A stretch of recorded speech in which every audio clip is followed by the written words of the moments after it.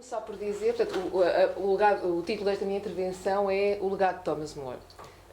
E eu devo começar por dizer que quando pensei em escrever esta minha comunicação, o fiz sob o signo da esperança utópica, ainda há pouco foi dito.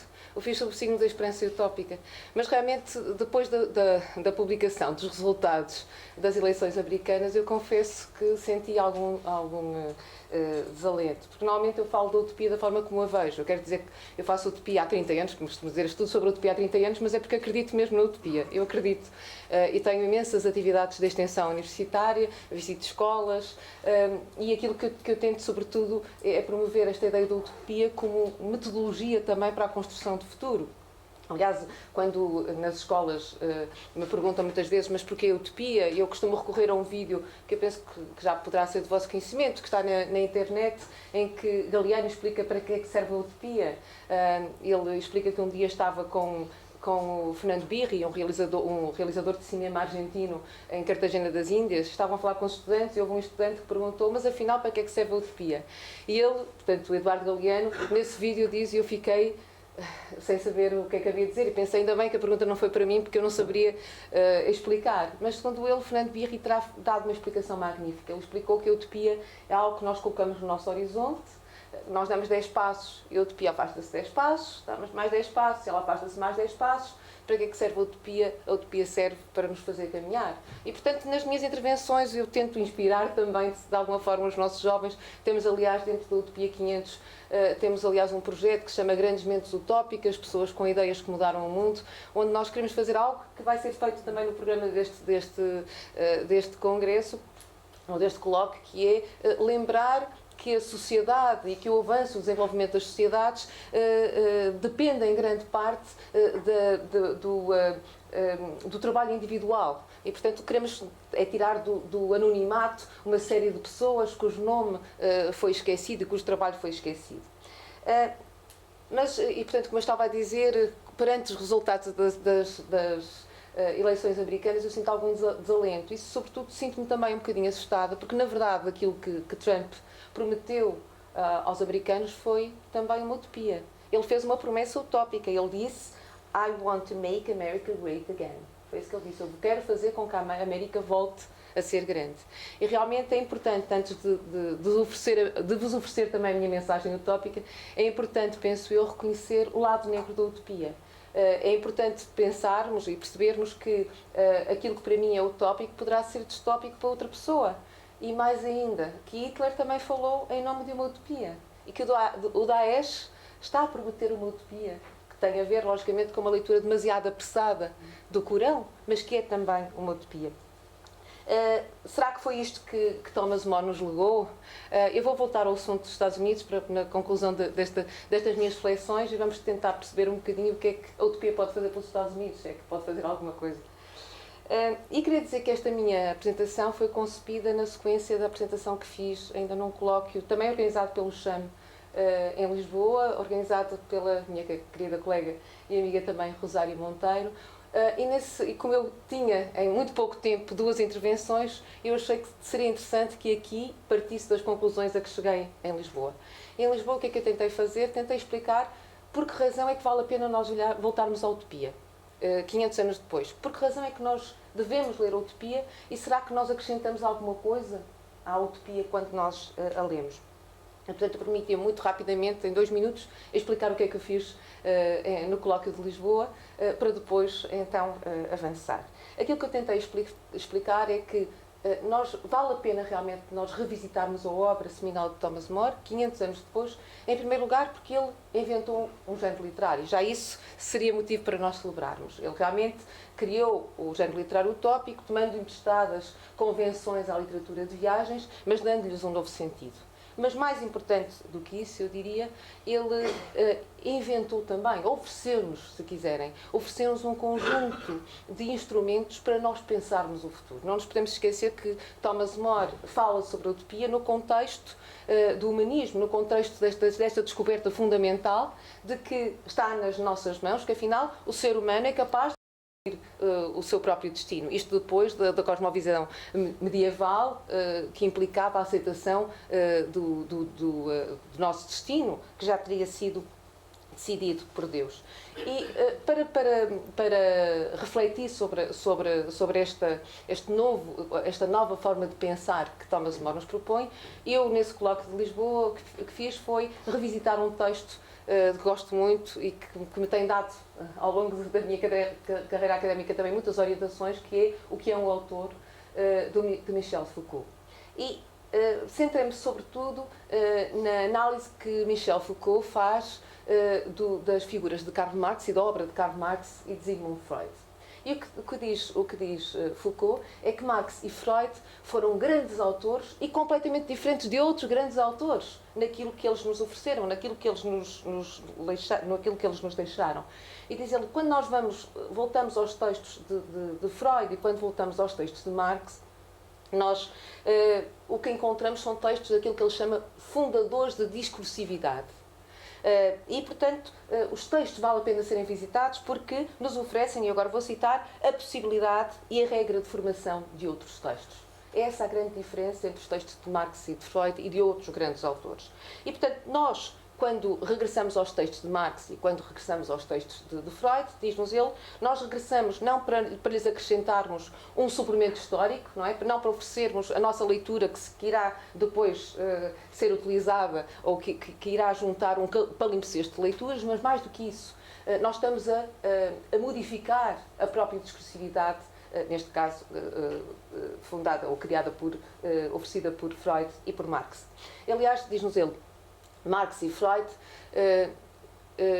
eles originaram uma revolução que é muito diferente da revolução que foi criada pelas grandes descobertas científicas. E eu permito-me ler um passo onde ele fala dos textos de Galileu. Diz ele, quando nós vamos ver os textos de Galileu, a reação ou o resultado é diferente de quando nós vamos revisitar os textos de Marx e de Freud. E diz o seguinte, o reexame do texto de Galileu pode muito bem mudar o conhecimento que nós temos da história da mecânica, mas nunca mudar a própria mecânica.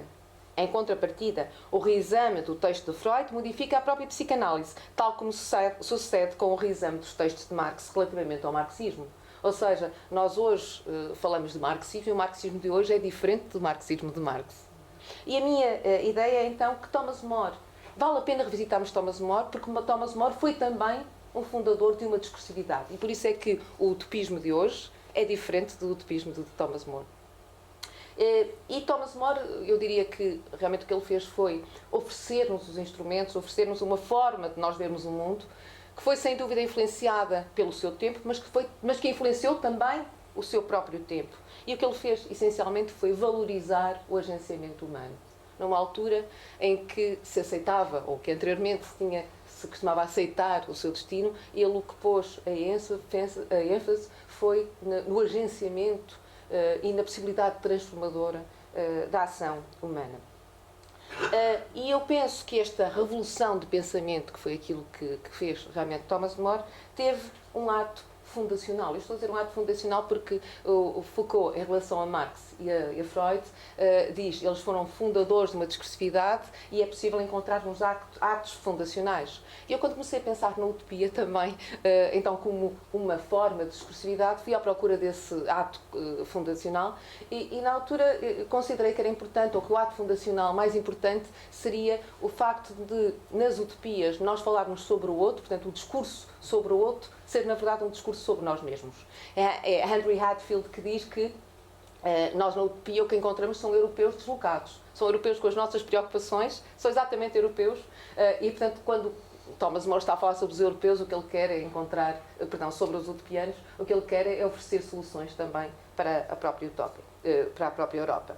E, portanto, a ideia que eu procurei nessa conferência em Lisboa evidenciar foi que, quando nós revisitamos a obra de Thomas More, nós estamos a modificar também o pensamento utópico. Mas o Foucault, quando fala, por exemplo, de Freud, diz ele, para nós sabermos se as teorias, ou se o discurso atual, inspirado por Freud, se é ou não devedor de Freud, nós temos que identificar algumas proposições, algumas afirmações para que haja para que seja possível afirmar essa relação.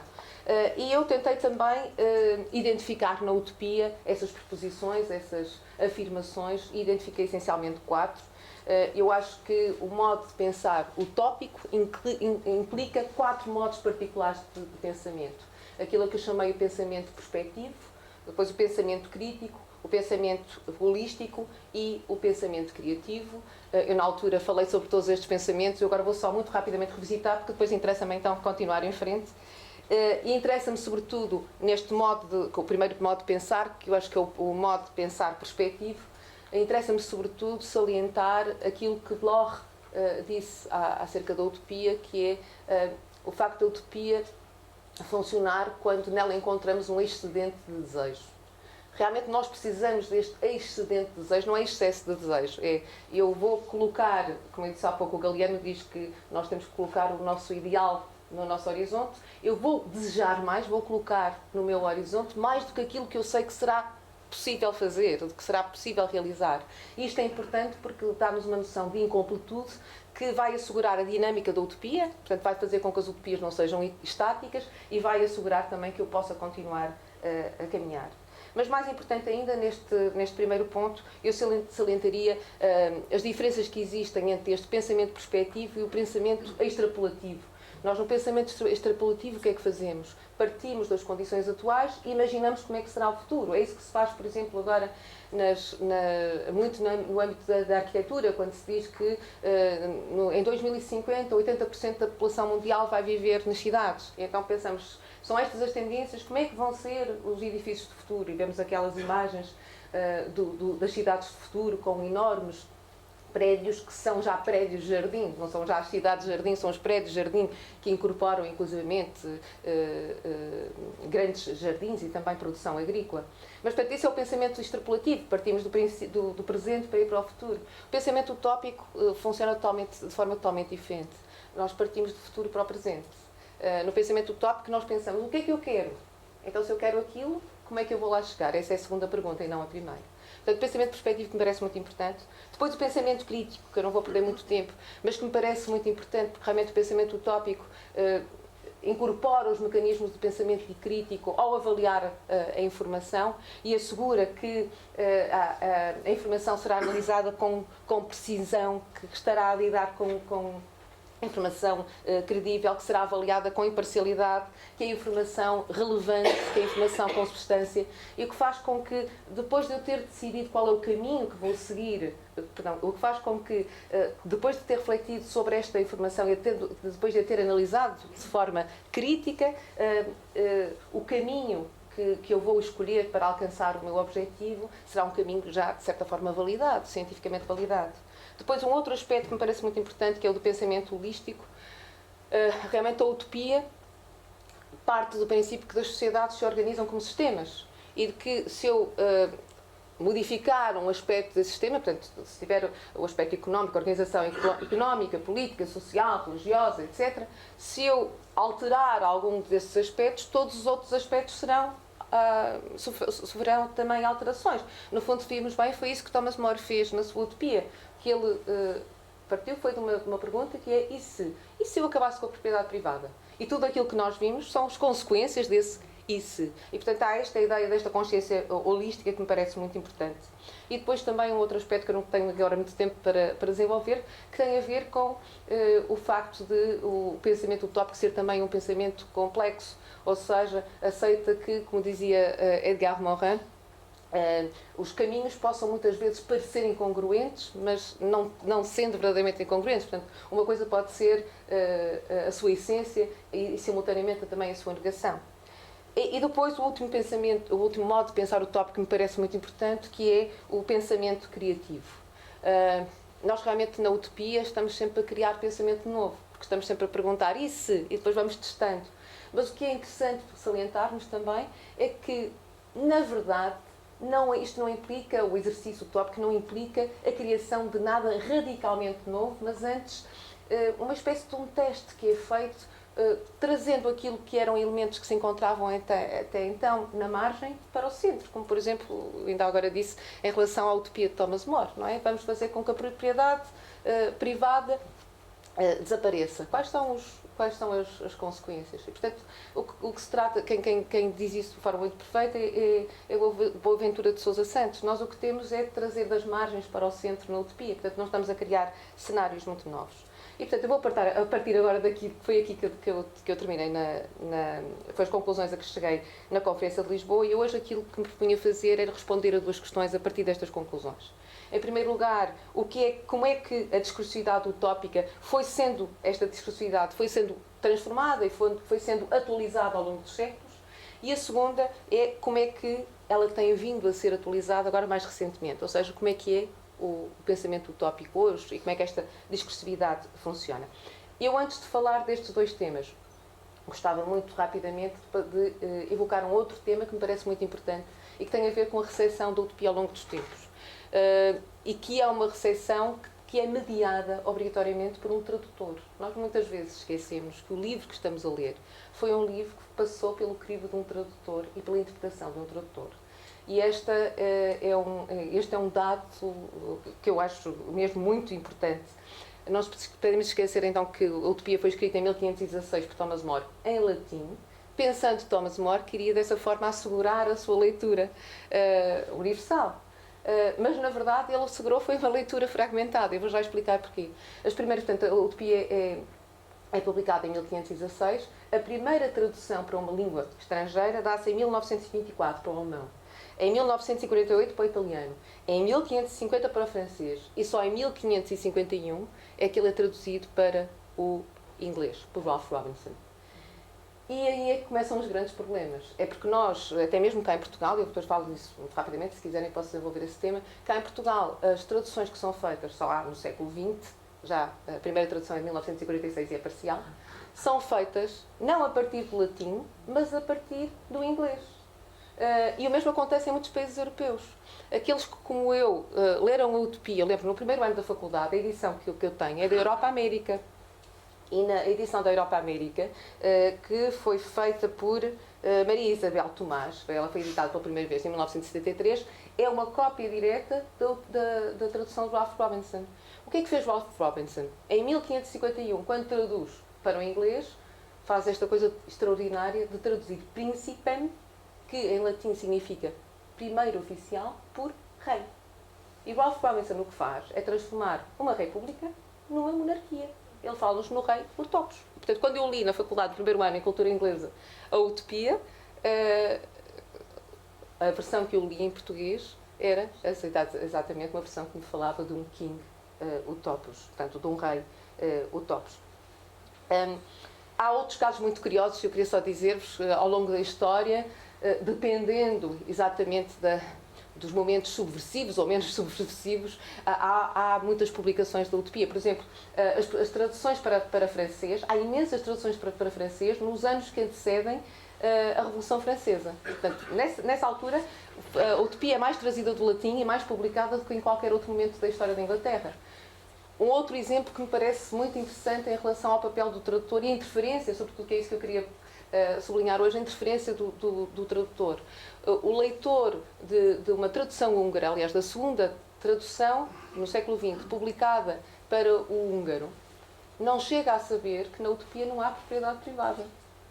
Porque a censura obrigou eu não sei como é que se consegue ler a Utopia sem perceber que não há propriedade privada, porque essa é realmente a base da questão. Mas o tradutor teve que fazer esse corte, essa modificação. Ou ainda, por exemplo, que é um outro aspecto muito importante, o facto de os tradutores e os editores, portanto muitas vezes não são apenas escolhas dos tradutores, decidirem ou não traduzir os elementos paratextuais, porque na Utopia é tão importante o primeiro e o segundo livro como todos os outros elementos paratextuais.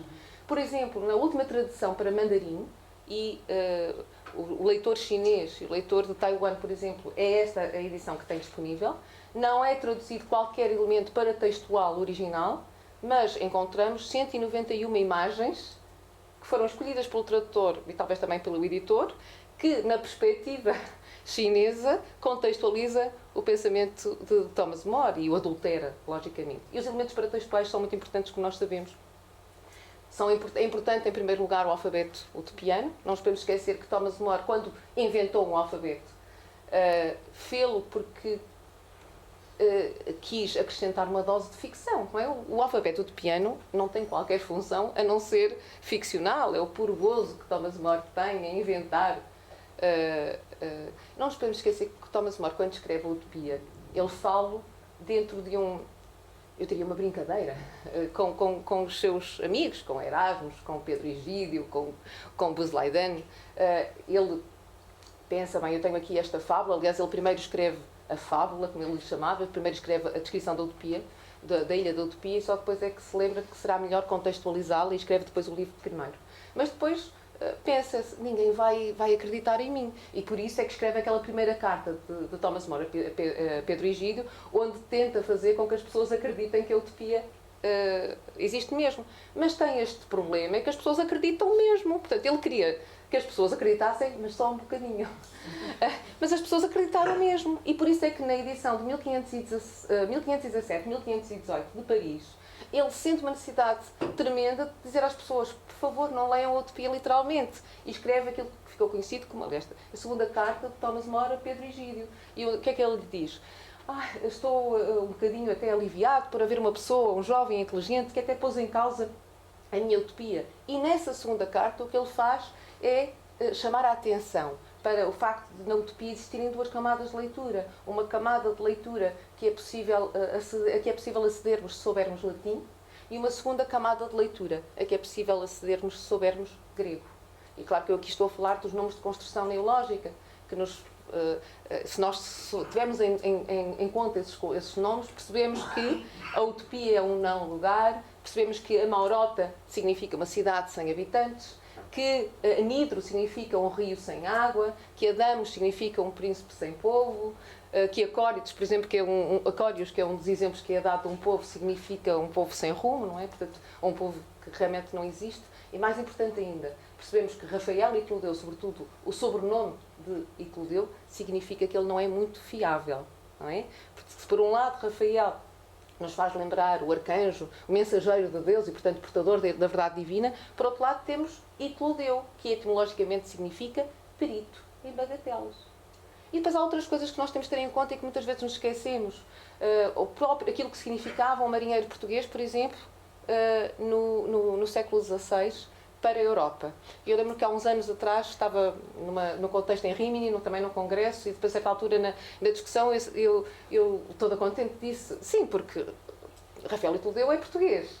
E os meus colegas italianos disseram, claro, não podia ser outra coisa. E eu, pois, por causa dos descobrimentos. E eles, não, porque são os mentirosos. E nessa altura é que eu percebi que a percepção que os europeus tinham, e depois os outros colegas todos, aquilo que para eles era evidente é que só podia ser inglês, desculpem, só podia ser português, se calhar ainda um bocadinho na sequência do Fernando Mendes Minto, não sei, portanto só podia ser português por essa razão. Nós, os portugueses, isso para nós não nos ocorria, não é muito líquido. Há ainda um outro elemento paratextual que é importante, que é o do poema, que muitas vezes é ignorado. O poema em que a própria ilha, comparam muitas vezes à ilha de Platão, pois chamam-me utopia. Eu não devia chamar-me utopia, a mim devíamos chamar era eutopia, ou seja, a terra, o lugar de felicidade. Claro que Thomas More aqui estava a brincar também, porque ele sabia que em inglês utopia com U ou utopia com EU se pronuncia exatamente da mesma forma, portanto estava logo a lançar confusão. Mas mais importante ainda, ele aqui logo está a lançar uma tensão, a oferecer-nos uma tensão entre o lugar de felicidade, que é no fundo o nosso objetivo, e o lugar que não existe. Ou seja, o objetivo da humanidade é o lugar da felicidade, mas a felicidade não existe, porque a utopia não existe. Mas o objetivo da humanidade é o lugar de felicidade, mas a felicidade não existe. E, portanto, nós estamos aqui presos nesta tensão, mas que me parece muito importante. Desta reflexão, muito breve, o que eu queria sobretudo é salientar dois pontos. O primeiro é que o que Thomas More faz aqui é envolver o leitor numa leitura num percurso de descoberta. O próprio Fernando Melo Moser dizia isso, oferece uma leitura muito interessante da Utopia de Thomas More, do Thomas More e os Caminhos da Perfeição Humana, quando nos diz que nós somos confrontados com um percurso dialético, em que nós no primeiro livro temos a tese, ou seja, o 8, no livro segundo temos a antítese, o 80, e nós o que temos que fazer é procurar a síntese, ou seja, o livro terceiro que Thomas More nunca escreveu, mas que no fundo será sobretudo o ideal. E sobretudo o que significa também é que nós temos de ter muito cuidado com as traduções que lemos. Eu há pouco, quando falei da tradução, esqueci-me de falar de um aspecto que me parece muito importante, que é a presença da litotes. Elizabeth McCutcheon, olhando para o texto da Utopia, encontrou 140 litotes. Por exemplo, só para dar um exemplo, referindo-se às roupas dos utopianos, aquilo que nos é dito é que as roupas não são feias. Ora, não são feias, não é exatamente a mesma coisa que dizer que são bonitas, pois não? E, portanto, este tipo de raciocínio que implica constantemente o leitor, é fundamental, e por isso é que, eu diria, é fundamental também nós, portugueses, olharmos ou lermos, sobretudo, a última tradução, que é excelente, como sabem, que nos é oferecida por Ares de Nascimento, a partir de 2006, e editada pela Gulbenkian. Mas então, ainda à primeira questão, como é que ao longo dos séculos o legado de Thomas More, como é que ao longo dos séculos a discursividade utópica foi sendo atualizada? Eu diria que ela foi sendo atualizada em função de diferentes cosmovisões. Em primeiro lugar, no Renascimento, como é que, depois de Thomas More ter escrito, como é que esta discursividade foi sendo atualizada por outros autores? Nós não nos podemos esquecer que Thomas More escreve no período do Renascimento, mas no âmbito de uma cosmovisão humanista cristã. Portanto, há esta descoberta de que o ser humano tem realmente a responsabilidade da construção do seu destino, mas há, por outro lado, a consciência do pecado original, e a consciência de que o ser humano, por si só, não vai lá chegar. E por isso é que todas as utopias renascentistas são utopias que confiam na lei para a resolução dos problemas. Por outro lado, depois, quando passamos para o iluminismo, encontramos uma estratégia diferente, porque no iluminismo o que temos é a crença na perfectibilidade infinita do ser humano. E, portanto, o grande investimento, e é por isso que nós no iluminismo encontramos o nascimento da eucronia, não é? Já não deixa de ser o lugar de felicidade, passa a ser o tempo da felicidade, não é? A partir da obra de Louis-Sébastien Mercier, quando escreve de 1440, Un rêve sinon fut jamais. E, portanto, no período iluminista, a receita é a educação. No século XIX, eu diria que no século XIX, a receita é a revolução. Não é? Com o marxismo que diz que tudo será resolvido depois de termos atingido a revolução. E agora no século XX, em que eu diria que o modernismo, quem diz isto é até Frédéric Lenoir, ele diz: nós não estamos no período modernista, estamos no período ultramodernista, em que o modernismo pôs o ser humano no centro do universo. A única hipótese realmente é apostarmos na educação. Mas aquilo que eu queria salientar é que, dependendo deste tipo de cosmovisão, nós vamos encontrando ao longo dos séculos uma oscilação entre aquilo que Adalberto Dias de Carvalho chama uma oscilação entre a utopia filosófica e a utopia política. Portanto, Adalberto Dias Carvalho escreve estes conceitos muito bem, recorrendo ao pensamento de Henri Mallet. Ele diz que nós temos que distinguir dois conceitos, um deles é o ideal e o outro é a idealização. Eu, quando penso o que é que eu quero colocar no meu horizonte utópico, estou a pensar no meu ideal. E depois, quando concebo como é que poderá ser, quando imagino como é que poderá ser a sociedade para chegar a esse horizonte utópico, o que estou a fazer é uma idealização, ou seja, estou a apresentar um projeto.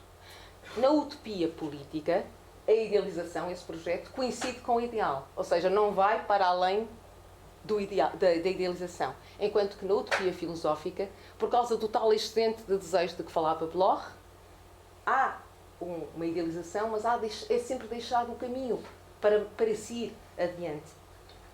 Como nós há pouco dissemos, como eu há pouco disse, cada vez que nós avançamos 10 passos, não é? Quando falei da utopia, damos 10 passos, a utopia afasta-se 10 passos, antes de dar mais 10 passos, é-nos dado tempo para nós refletirmos se é realmente aquilo ou se é aquele caminho que nós queremos seguir. E, portanto, eu diria que no Renascimento predominam as utopias políticas, no Iluminismo predominam as utopias filosóficas, no século XIX predomina a utopia política e agora no século XX e no século XXI predomina sobretudo o pensamento, portanto, as utopias filosóficas, assente nesta ideia de uma grande necessidade de exploração de possibilidades diferentes. Nós hoje, quando estamos a ler utopias ou quando estamos a contactar alguém que fala de pensamento utópico, ninguém nos oferece, há apenas um grupo que eu vou falar já daqui a um bocadinho, mas normalmente nós não encontramos uma visão límpida, uma grande narrativa como aquelas que nós encontrávamos, por exemplo, quando lemos as utopias do século XIX. Há, sobretudo, esta concepção de que o futuro será, essencialmente, uma rede de possibilidades. A exploração de uma rede de possibilidades.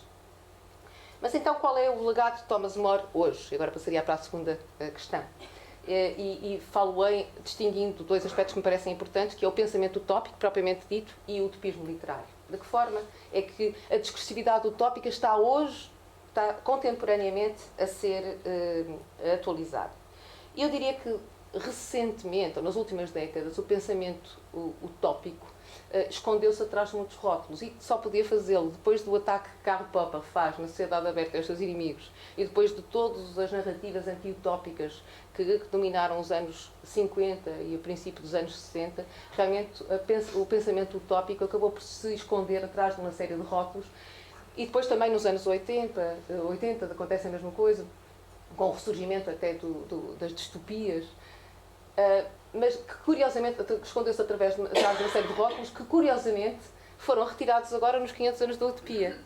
Nós temos o projeto dos 500 anos da utopia. Uma das coisas que nos propusemos fazer foi criámos um calendário anunciando todos os eventos que estavam a ocorrer em todo o mundo. E aí pudemos perceber que gente que antigamente não utilizava a palavra utopia, afinal revia-se como utópica. Eu, aliás, curiosamente, uma vez, porque trabalhei também na área das ecotopias, uma vez com uma pessoa que depois veio a tornar amiga, fiz uma viagem de comboio Porto-Lisboa, em que ela trabalhava para a Quercus, e estamos sempre a falar, e quando chegamos a Lisboa, eu descobri, afinal, o que eu tenho feito é pensamento sustentável. E ela disse, afinal, o que eu tenho feito foi pensamento utópico. Realmente o que nós não utilizávamos era a mesma terminologia. Eu diria que esses rótulos, mais que agora se tornaram visíveis, são sustentabilidade, ética, colaboração, solidariedade, e há toda uma série de eventos que realmente foram feitos ou que têm vindo a ser organizados agora com estas novas bandeiras.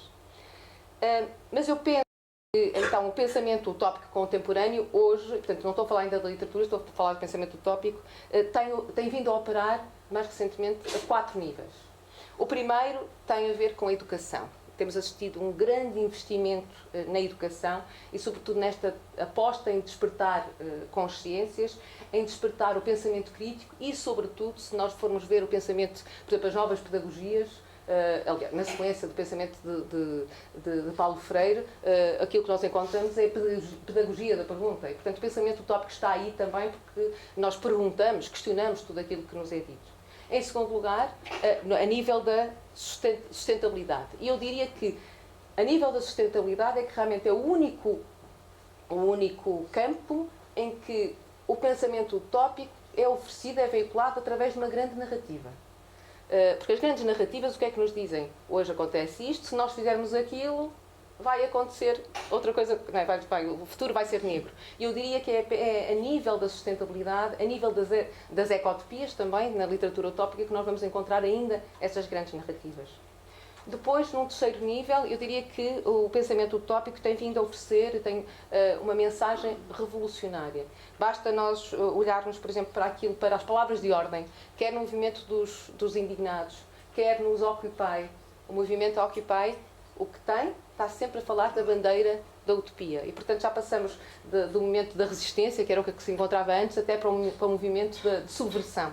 E, por fim, eu diria que há uma outra área muito importante onde o pensamento utópico tem vindo a funcionar, que é o da arquitetura. Sobretudo esta consciência de que sempre que nós pensamos numa organização social diferente, temos de estar sempre para pensar também numa organização espacial diferente. Se eu decidir que esta universidade terá, por exemplo, será diferente, haverá maior convivência entre professores, entre alunos. Eu não conheço aqui os espaços comuns da universidade, mas poderei, por exemplo, eu estou a pensar na minha própria universidade, nós temos um bar dos professores e um bar dos alunos. Se fosse eu a mandar, como eu costumo dizer, o bar dos professores e o bar dos alunos era o mesmo, que era para nós todos nos encontrarmos. Portanto, coisas tão pequenas, estratégias tão simples como estas. Mas e o que respeita então ao género literário utópico? De que forma é que o género literário utópico está a ser, então, de que forma é que a discursividade utópica está a ser atualizada no plano literário? Muita gente diz que a utopia morreu porque nós o que encontramos são distopias. Eu diria, mas as distopias provam que o pensamento utópico está vivo. Porque as distopias não são de forma alguma o contrário da utopia. O contrário da utopia é anti-utopia. Não é? Depois temos o pensamento distópico, que tem exatamente o mesmo objetivo que tem o pensamento utópico, que é inspirar as pessoas à ação. Eu o que ofereço é um retrato de uma sociedade que é pior, mas que é a consequência da minha ação. E, portanto, o que eu tenho é que fazer com que essa distopia não se torne uma realidade. E, além disso, há os dois conceitos muito importantes que nos são oferecidos por Tom Moylan e Raffaella Boccalini, de que as distopias que hoje são escritas são distopias críticas, no sentido em que nos oferecem um retrato de uma sociedade que é pior do que a atual, mas há ainda uma luz ali ao fundo do túnel que tem a ver com o agenciamento humano. E mesmo as próprias utopias que são escritas também hoje são utopias críticas, ou seja, são utopias, são retratos de uma sociedade melhor do que a sociedade atual, mas que ainda apresentam uma sociedade que ainda apresenta falhas. E essas falhas são vistas de forma como uma característica saudável dessa sociedade, porque significa que há espaço ainda para desenvolver. Portanto, são utopias dinâmicas. Mas o que eu diria é que é discernível, a nível da literatura utópica, uma nova tendência na utopia literária. Em primeiro lugar, uma nova tendência que eu não vou aqui evocar, mas é uma nova tendência que é discernível nas utopias que não são escritas em inglês, porque normalmente aquilo que se diz é que só se escreve utopias, mas esquecem-se de ler, por exemplo, português. Se lessem português, encontrariam a Utopia 3, de Pina Martins, aliás, a Rosário Monteiro, a professora Rosário Monteiro tem também escrito sobre essa utopia. Ou veriam, por exemplo, L'Île des Gauchers, de Alexandre Jardin, que é a atualização de uma utopia fourierista. Ou leriam, por exemplo, Inglaterra na Fábula, do argentino Leopoldo Brizuela, onde nós encontramos a atualização do pensamento utópico presente na Tempestade de Shakespeare. Mas, portanto, por um lado encontramos essas utopias na literatura que não é escrita em língua inglesa e que, portanto, não tem vindo a ser muito considerada pela crítica. Há ainda um outro modo que me parece importante salientar, que são as hiperutopias. As hiperutopias encontram-se na internet e são textos que são unidos, como todos como acontece na hiperliteratura, que são unidos, portanto, são fragmentos que são unidos por hiperlinks, por hiperligações. Há uma utopia, uma hiperutopia que eu utilizaria como referência, que é a Bergonha. Agora já não está a se escrever em Bergonha, não vão lá ter, porque o site foi desativado, mas se depois procurarem em arquivos, ele está lá. Na Bergonha, o que é que nós encontramos? Encontramos um site que parece um site de um país e depois diz a população, geografia, organização social, organização económica. Qual é a diferença? E, portanto, encontramos um texto que poderia ser exatamente o texto de Thomas More. Acaba por corresponder a essas mesmas categorias. Qual é a diferença entre a literatura hipertópica e a literatura convencional, escrita em papel? É que aqui o leitor tem um papel importante, porque vai seguindo, ele próprio vai construindo a sua própria leitura e vai escolhendo esta e depois aquele link. Tanto na literatura utópica que está agora a ser escrito, como nas hiperutopias, eu salientaria duas características, sobretudo nas hiperutopias. Em primeiro lugar, o seu caráter meta-utópico. É verdade que nós agora já não encontramos aquela visão límpida da utopia. Mas o que encontramos é uma reflexão sobre a necessidade de se continuar a pensar utopicamente o futuro. Ou seja, de continuar a utilizar aquele conjunto de instrumentos para pensarmos o futuro. Como é que podemos construir? Portanto, são utopias meta-utópicas, são narrativas meta-utópicas, diria eu. E depois há um outro aspecto que me parece importante e que é bem patente nas utopias que estão na internet, nas hiperutopias, é que são narrativas disruptivas, são narrativas complexas e que eu diria que são adequadas para nós conhecermos o mundo, porque realmente nós era no século XIX é que nós conhecíamos o mundo como ou concebíamos a progressão, o desenvolvimento das sociedades como uma progressão linear, não é? Portanto, eu hoje sou o resultado de toda a minha caminhada. Mas já o próprio Foucault, num texto Des Espaces Autres, que foi primeiro apresentado sob a forma de uma conferência em 1967, diz que nós já não estamos no tempo nós já não estamos na linha do tempo. Agora, o espaço é cada vez mais importante. E, portanto, eu o que sou é o resultado do meu percurso, é verdade, mas sobretudo o resultado de um corte sincrónico na minha vida. E neste corte sincrónico eu sou ao mesmo tempo mãe, sou ao mesmo tempo professora, sou ao mesmo tempo uma série de coisas. E sou também o produto das relações que tenho com as outras pessoas. E, portanto, nós hoje realmente encontramos estas utopias, eu diria, hipermediáticas, encontramos estas utopias rizomáticas, modulares, arborescentes, fragmentadas. Eu estou a referir-me aos fragmentos que são unidos por estes hiperlinks. É verdade que nós encontramos, mas eu diria que tem a ver com a nossa própria forma de conhecermos o mundo. Porque mesmo a forma como eu vou conceber a sociedade do futuro já não será apenas consequência dos meus atos, mas será também no âmbito daquilo que eu disse há pouco, de uma cosmovisão que tem consciência de que as sociedades são sistémicas e que, portanto, se eu vou mudar um aspecto, tenho que mudar todos os outros aspectos. E é importante esta noção de simultaneidade, esta noção de justaposição que nós encontramos nessas estruturas mediáticas. E, portanto, eu diria que estas narrativas utópicas contemporâneas são fragmentos conectados por hiperligações. Se, por um lado, acabam por veicular muito bem esta consciência holística, esta cosmovisão holística que é característica da utopia, por outro lado, retoma algo que é fundamental em Thomas More, que faz do próprio leitor um agente da descoberta daquilo que poderá ser a utopia. Porque realmente nós, quando entramos na internet, temos nós que decidir, interagimos também com a informação que nós encontramos. E eu perguntaria, que estou mesmo a concluir, será que nós estamos muito longe de Thomas More? Eu diria, não estamos muito longe de Thomas More. Eu diria que nestas utopias nós encontramos o mesmo pensamento prospectivo, encontramos o mesmo pensamento crítico, encontramos o mesmo pensamento holístico e encontramos o mesmo pensamento criativo. E, portanto, eu diria que nós encontramos, agora retomando aquilo que dizia Foucault, nós encontramos entre as utopias que hoje são escritas e o próprio pensamento utópico que hoje prevalece, nós encontramos, não apenas em relação à utopia de Thomas More, não apenas uma relação de filiação, mas mais do que isso, uma relação dinâmica de transformação da discursividade primeira, da discursividade de Thomas More. E agora, mesmo para acabar, eu propunha que nós voltássemos aos Estados Unidos, que foi aí que eu comecei com a publicação dos resultados das eleições e este desalento também que vos transmiti. O que é que nós podemos fazer? Como é que pode operar o pensamento utópico? Como é que pode operar a utopia hoje? Eu diria que pode, por um lado, operar como sempre operou. A literatura utópica pode continuar a cumprir o papel que sempre cumpriu, que é o de ser uma espécie de uma literatura clandestina. Se, por acaso, Henrique VIII, na altura em que Thomas More publicou o livro, quisesse dizer, mas o que é isto? Estás a falar de uma...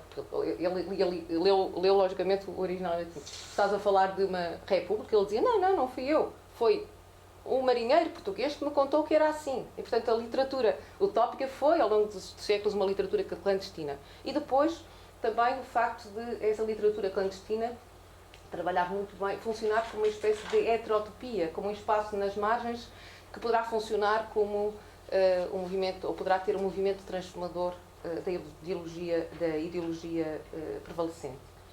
E depois, eu diria, a educação. Mas eu aqui queria dizer uma coisa que...